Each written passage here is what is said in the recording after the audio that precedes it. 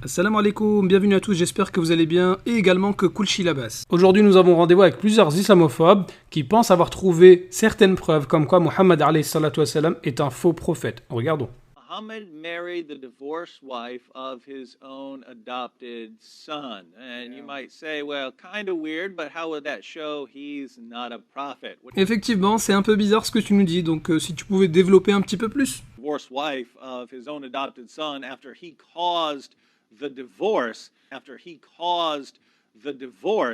Ouh là là. and then justifying it with a verse that makes no sense because the reason Allah wants him to do it, why? Because you have to understand it's okay to marry the divorced wives, your own adopted sons, but now I'm getting rid of adoption, so this will never apply ever again. Yeah. It's just, I mean, it's absolutely silly and ridiculous. Ouh là là, là il y a trop de ouh là là. Alors je te rassure, hein, les seuls idiots et ridicules, c'est toi et tes suiveurs. Alors l'ambiguïté c'est la suivante.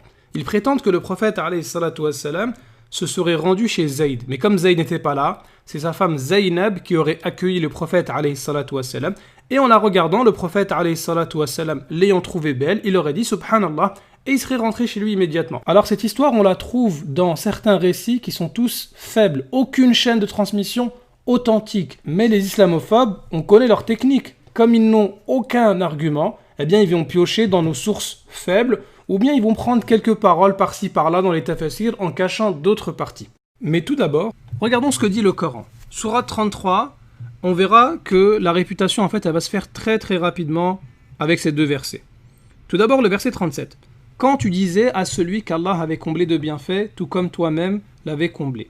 Ici on parle du compagnon Zayd, radiallahu anhu, qui était à la base un esclave. Il a été affranchi par le prophète, alayhi salatu wassalam, qui par la suite le considérait comme son fils, à tel point que les gens disaient Zayd, fils de Muhammad. Et on verra par la suite pourquoi l'adoption a été interdite. Zayd était marié avec une femme qui s'appelait Zaynab, radiallahu anha. Et puis par la suite, dans le couple, eh bien, il y a eu des tensions, à tel point que Zayd est venu voir le prophète, alayhi salatu wassalam, pour se plaindre de ses difficultés. Et ça, on le voit dans le Sahih al-Bukhari. Zayd vient se plaindre au prophète alayhi salatu wassalam. Selon les islamophobes, eh bien ce serait l'occasion pour le prophète de causer le divorce. Qu'est-ce qu'il lui dit? Au contraire, non. Crains Allah et garde pour toi ta femme. Exactement ce qu'on a ici dans le Coran. Garde pour toi ton épouse et crains Allah. Donc ici, les islamophobes, ils nous disent que le prophète aurait causé le divorce. Mais c'est exactement le contraire. Il a interdit le divorce. Donc je ne sais pas pourquoi vous mentez comme ça.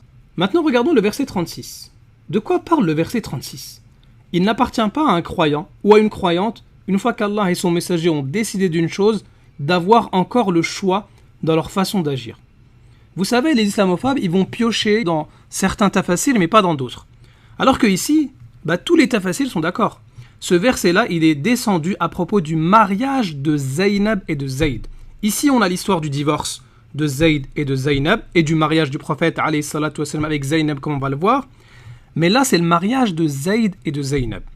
On va regarder parmi les sources citées par l'islamophobe, il y a At-Tabari. Génial, on va aller dans le tafsir de Tabari cité par les mêmes islamophobes et on va voir qu'à partir du même tafsir de Tabari, eh bien on va réfuter leurs mensonges. Et qu'est-ce qui nous dit intéressant, c'est que Zaynab, en fait, c'était la fille de la tante du prophète alayhi salatu wassalam. Autrement dit, c'était sa cousine. Donc le prophète alayhi salatu wassalam, s'il voulait voir Zaynab, il avait l'occasion de le faire longtemps à l'avance, en sachant que, comme le rapporte Al-Bukhari, l'obligation du voile n'est descendue qu'après le mariage avec Zaynab. Ça, c'est un déjà. Qu'est-ce qu'il est dit ensuite? Que le prophète alayhi salatu wassalam, eh bien, a demandé en mariage Zaynab pour Zayd. Mais Zaynab, elle pensait que le mariage devait être avec le prophète alayhi salatu wassalam. C'est pour ça que déjà, elle a accepté. Donc, ici, Zaynab elle-même voulait se marier avec le prophète alayhi salatu wassalam. Et c'est lui qui a refusé, et il a dit non, c'est pour Zayd. Donc, dès le début ici, toute l'histoire, elle est incohérente. Si le prophète alayhi salatu wassalam voulait vraiment se marier avec Zaynab dès le début, eh bien il aurait dit oui. Mais pourtant, c'est lui qui a dit non, c'est pour Zayd. Et on va voir les sagesses derrière ce mariage par la suite. Lorsque Zaynab, elle a su que eh bien, le mariage était pour Zayd, eh bien là, elle a refusé. Elle a refusé le mariage. Pourquoi? Puisqu'elle se disait que moi, je suis meilleure que lui. Elle s'est dit que je viens d'une tribu meilleure que celle de Zayd. Zayd, c'était un ancien esclave, donc moi, je mérite quelqu'un d'autre. Et c'est là que le verset est descendu comme quoi elle n'avait pas le choix. Et donc par la suite, elle a accepté. Donc maintenant, si on récapitule, comme quoi oui, le prophète alayhi salatu wassalam aurait vu Zaynab, il l'aurait trouvée belle, ce qui aurait causé le divorce avec Zayd. Non, tout ça c'est faux. D'accord? Le prophète alayhi salatu wassalam, au contraire, il ne cause pas le divorce, il l'interdit. Déjà que là, ici, là, vous ne pourrez rien contre ce verset-là du Coran. Ça c'est clair. Deuxièmement, le verset 36, le prophète alayhi salatu wassalam, c'est lui qui a causé le mariage et non pas le divorce. Vous voyez comment vous êtes en train de mentir aux gens, vous inversez tout. Zaynab à la base voulait épouser le prophète alayhi salatu wassalam. Mais lui, il a dit non, c'est lui qui a refusé. Et il l'a proposé à Zayd. Et c'était même obligatoire pour elle de se marier avec Zayd, et on verra les sagesses après pourquoi. Donc maintenant une question. Pourquoi vous aimez le mensonge à ce point? Pourquoi vous mentez aux gens? Mais c'est simple, c'est parce que vous n'avez aucun argument contre le prophète alayhi salatu wassalam. Alors avant de regarder les sagesses derrière ce mariage, eh bien on va regarder les sources citées par les islamophobes et on va voir qu'elles sont faibles. Alors les islamophobes, ils vont se baser sur les chroniques de Tabari. Sauf que dans ces chroniques-là, eh bien, il y a énormément de hadiths qui sont faibles. Et là, comme on le voit, justement, celui qui a fait l'authentification, il nous prouve que cette histoire-là, eh bien, elle est fausse. L'histoire qui rapporte certains détails comme quoi le prophète se serait rendu auprès de Zayd, mais comme il n'était pas là, eh bien, c'était sa femme Zaynab qui était présente, et donc il l'aurait vue, et en la voyant, eh bien, il aurait dit Subhanallah, comme quoi elle était belle, et ensuite il rentre chez lui, et puis c'est ce qui aurait causé le divorce. Alors, qu'est-ce qu'il est dit en bas de note, ici, là, par rapport à cette histoire-là? Entre At-Tabari et Al-Waqidi, il y a une interruption. La chaîne de transmission, ici, il y a un problème. Et Al-Waqidi lui-même, il est rejeté. Donc tout ça, ça veut dire que cette histoire-là, finalement, elle n'a pas de source. C'est faible, c'est un récit apocryphe. C'est comme si moi, j'allais prendre des évangiles apocryphes et j'allais vous les donner pour dire, regardez, Jésus a fait ça, a fait ça. Mais non, vous allez me dire, non, il n'y a pas de source authentique. Bah là, c'est la même chose. Ne citez pas cette histoire-là. Elle n'a pas de source authentique chez nous. Alors bien sûr, cette histoire, elle est aussi rapportée dans des tafasirs, mais il n'y a pas de source authentique, hein. Même chose, pareil. Mais ce qui est étonnant, c'est que les islamophobes, ils ont l'habitude de citer Ibn Kathir. Islam's greatest commentator of all time, Ibn Kathir, your greatest commentators. If we take Ibn Kathir's exegesis of the Quran, one of the most widely circulated and respected interpretations of the Quran. Tous les trois là, j'ai une idée. Venez par ici, on va regarder ce que dit le grand Ibn Kathir. Eh bien le même Ibn Kathir, dans son tafsir, il nous dit que cette histoire-là, elle n'est pas authentique. Vous voyez la malhonnêteté de ces islamophobes. Ils n'ont même pas osé parler d'Ibn Kathir dans cette histoire-là, alors que d'habitude Ibn Kathir c'est le grand Ibn Kathir. Pareil. D'habitude, ce chrétien incapable islamophobe cite Fath al-Bari d'Ibn al-Hajar, mais le même Fath al-Bari d'Ibn al-Hajar, il te dit que cette histoire est fausse. Le même incapable, d'habitude, il cite Tafsir al-Qurtubi, mais le même al-Qurtubi te dit que l'histoire est fausse. Et d'ailleurs, le chrétien prince de Lu, prince de Lu, ah oui, le professeur du chrétien Galate, ah oui, Galate c'est le fuyard, il a fui tellement loin que je l'ai déjà oublié. Bref, le chrétien prince de Lu, il nous a fait une grosse takia en citant cette histoire-là de Zayd et de Zaynab, et il s'est appuyé sur le tafsir de Al-Qurtubi. This is Tafsir al-Qurtubi, and this is the official government website of the Kingdom of Saudi Arabia. Le chrétien prince de Lu n'a-t-il pas lu dans le même tafsir, dans le même site qu'Al-Qurtubi, il te dit que cette histoire est fausse. Donc moi, c'est ça que je comprends pas avec les islamophobes.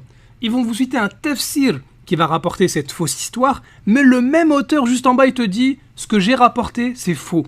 En fait, ces islamophobes, ils sont ignorants et malhonnêtes. C'est pas parce qu'un truc se trouve dans un tafsir qu'il est vrai. Les savants, ils vont rapporter certaines paroles, il y en a qui sont vraies, il y en a qui sont fausses, et puis souvent, ils vont les appuyer avec des versets du Coran et avec des hadiths authentiques. Mais là, c'est pas le cas. Et l'exemple d'Al-Qurtubi, il est parfait. Al-Qurtubi, il te rapporte tout ce qu'on a dit sur cette histoire-là, et à la fin, il te dit « tout ça, c'est faux, il n'y a aucun fondement, il n'y a rien d'authentique, c'est apocryphe ». Bon, maintenant qu'on a vu que cette histoire-là, elle est fausse et qu'elle n'a aucun fondement, on peut relire le verset 37. Quand tu disais à celui qu'Allah avait comblé de bienfaits, tout comme toi-même l'avais comblé de bienfaits, garde pour toi ton épouse et crains Allah. Donc ce que nous dit le Coran, c'est que le prophète, alayhi salatu wassalam, en aucun cas il était pour le divorce de Zayd avec Zaynab, puisque Zayd est venu se plaindre auprès du prophète, alayhi salatu wassalam, comme on l'a vu dans le Sahih al-Bukhari, et le prophète, alayhi salatu wassalam, il n'a pas profité en disant « ok, d'accord, donc divorce là, ça passe pas entre vous, moi je vais me marier avec elle. Non, non, il a dit garde pour toi ton épouse et crains Allah. Donc cette réfutation-là, elle y sera jusqu'au jour du jugement dernier. Chaque fois que quelqu'un veut accuser le prophète, alayhi salatu wassalam, le verset 37 en lui-même, il vous réfute. La suite. Et tu cachais en ton âme ce qu'Allah allait rendre public. Qu'est-ce que cachait le prophète, alayhi salatu wassalam? Eh bien le fait que Allah Azza wa Jalla lui a révélé qu'il allait épouser Zaynab. Et ça, c'était un petit peu difficile pour lui. C'est pour ça qu'il craignait la réaction des gens. Comment le prophète peut-il épouser la femme de son fils? Puisque pour les gens, Zayd, c'était son fils. Et c'est là que Allah Azza wa Jalla, il va abolir l'adoption, l'exagération dans l'adoption en vérité. C'est ce qu'on va voir après. Alors, tout ce que je viens de dire là, ici, c'est exactement confirmé par le Cheikh Al-Barawi dans son tafsir. Et ce qui est bien avec le Cheikh Al-Barawi, c'est que lui va faire comme Al-Qurtubi. Il va rapporter que plein de gens ont dit ceci, cela, que ce que cachait le prophète, alayhi salatu wassalam, eh bien, c'était le fait que, eh bien, il aimait Zaynab et que si jamais Zayd divorce, eh bien, il souhaiterait l'épouser. Donc, ici, ces avis-là, il va les rapporter Al-Barawi. Mais il va te dire que ces avis-là, ils sont pas corrects. Il va te dire que ces avis-là ne sont pas corrects et il va citer des sources. Et pourquoi ils sont pas corrects? Parce que le verset du Coran est clair ici. Il te dit que ce que cachait le prophète, alayhi salatu wassalam, c'est ce qu'Allah Azza wa Jal va révéler à tout le monde. Mais c'est quoi qu'Allah Azza wa Jal a révélé? Eh bien, c'est le mariage et non pas le fait que le prophète, alayhi salatu wassalam, aimait Zaynab et qu'il aurait souhaité l'épouser une fois que Zayd divorce. C'est pas ce que dit la suite. Et tu cachais en ton âme ce qu'Allah allait rendre public. Maintenant, la question qu'on se pose, c'est qu'est-ce que Allah Azza wa Jal a rendu en public? Eh bien, est-ce que c'est le fait que le prophète aimait Zaynab et qu'il voulait l'épouser? Absolument pas, puisqu'Allah Azza wa Jalla nous révèle les versets où le prophète dit « Garde pour toi ton épouse et crains Allah ». Donc bien au contraire. Ce que Allah Azza wa Jalla a rendu public, eh bien, c'est la suite du verset « Nous te la fîmes épouser ». Allah Azza wa Jalla avait révélé au prophète que Zaynab allait devenir sa femme pour les sagesses qu'on va voir par la suite. Et le prophète, alayhi salatu wassalam, lorsque Zayd est venu le voir pour se plaindre de sa relation avec sa femme, il n'a pas voulu faciliter la chose. Il lui a pas dit d'accord divorce puisqu'Allah m'a révélé que j'allais l'épouser. Il lui a dit garde pour toi ton épouse et crains Allah. C'est pour ça que dans le verset même cité par les islamophobes, eh ben en fait, on a la réfutation. Ça veut dire que la vidéo, elle aurait pu durer 1 minute si j'avais pas mis les sources et ainsi de suite. 1 minute, ça aurait suffi. Verset 37, c'est faux, le prophète a interdit le divorce. Verset 36, le prophète a obligé le mariage. Non mais franchement, vous vous moquez de qui là? Bon, maintenant, le Cheikh Al-Barawi, rahimallah, il va même plus loin. Une fois qu'il a montré que cette histoire ne tient pas debout, il nous dit, allez, admettons. Supposons que le prophète, alayhi salatu wassalam, soit vraiment allé voir Zayd et qu'il serait tombé sur Zaynab, il l'aurait trouvée belle, il aurait dit subhanallah et il serait rentré chez lui. Bon, on a vu que cette histoire, elle est fausse. Mais le Cheikh, il dit, pas grave, admettons. Le prophète aurait caché en lui le fait qu'il ait trouvé belle Zaynab et qu'il aurait souhaité l'épouser si Zayd divorce. Eh bien, le cheikh nous dit, en aucun cas, ça pourrait être un blâme vis-à-vis d'un des prophètes, puisque les prophètes sont des êtres humains comme nous, ils ont des sentiments comme nous. Imaginez maintenant un homme qui considère qu'une femme est belle. Pourquoi? Puisque cet homme, il l'a regardée sans faire exprès. C'est pas lui qui a cherché à la regarder. Une fois qu'il l'a vue, il a dit, subhanallah, cet homme s'est détourné de cette femme-là. Ensuite, cet homme va même jusqu'à s'opposer au divorce de cette femme. Mais ça montre quoi? Ça montre que cet homme, il est très fort, que malgré les sentiments, eh bien, la piété prend le dessus. Tout simplement. On ne pourra jamais blâmer cette personne-là, puisque les sentiments, ils font partie intégrante de l'être humain. Mais lui, ce qu'il doit faire, eh bien, c'est s'opposer au péché. Et ce serait exactement ce qu'aurait fait le prophète, alayhi salatu wassalam, si jamais cette histoire était vraie. Donc en fait, je ne sais pas ce que vous voulez. Vous êtes jaloux du comportement du prophète, alayhi salatu wassalam, c'est tout. Bon, maintenant qu'on a vu que cette histoire n'a pas de fondement et que même si elle était fondée, eh bien en aucun cas ça ne remet en question l'excellent comportement du prophète, alayhi salatu wassalam. Bien au contraire, nous verrons Inch'Allah dans la prochaine vidéo en quoi cette histoire-là nous montre que Muhammad, alayhi salatu wassalam, est un vrai prophète. Et pourquoi il devait épouser Zaynab et pourquoi l'adoption ou l'exagération dans l'adoption a été interdite par la suite.